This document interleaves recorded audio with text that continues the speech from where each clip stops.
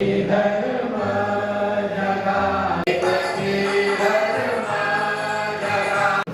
जिम्मेदार व्यक्तिमत्व बाळगा आजच्या दिवस, दुसऱ्याला कोणाला त्रास होणार नाही असं संभाषण करा. ठीक आहे.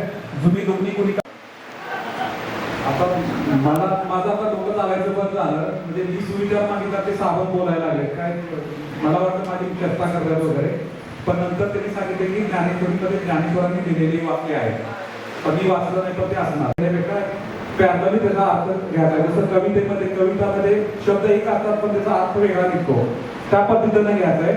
तो सुविचारचा माथळा असा होता की नाही निर्मळ जीवन काही करायचं साबण.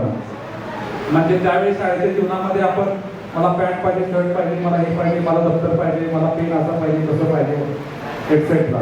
पण त्याच्यात ते तर आहेच, ते पण आहेच गरजेचं, पण त्याच्याबरोबर तुमचं कॅरेक्टर किती व्यवस्थित आहे, तुमचा पर्सनॅलिटी किती व्यवस्थित आहे, तुम्ही जे बोलता तसं किती तुम्ही करून दाखवता, तुमच्या शब्दाला तुम्ही स्वतः किती मान.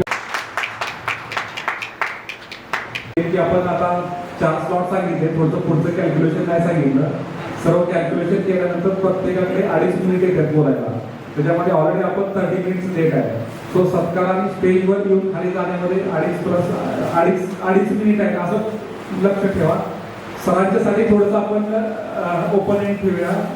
सो बाकीच्यांनी काही पण मध्येच होतो, आवरेजमध्ये होतो. सो माझं शाळेची कारकिर्दीमध्ये मी गंड त्याच्यामध्ये पण बाहेर जाऊन मजा केली आणि हुशार विद्यार्थ्यांच्यामध्ये मागे राहून तिकडेही थोडंसं पळायचा प्रयत्न केला.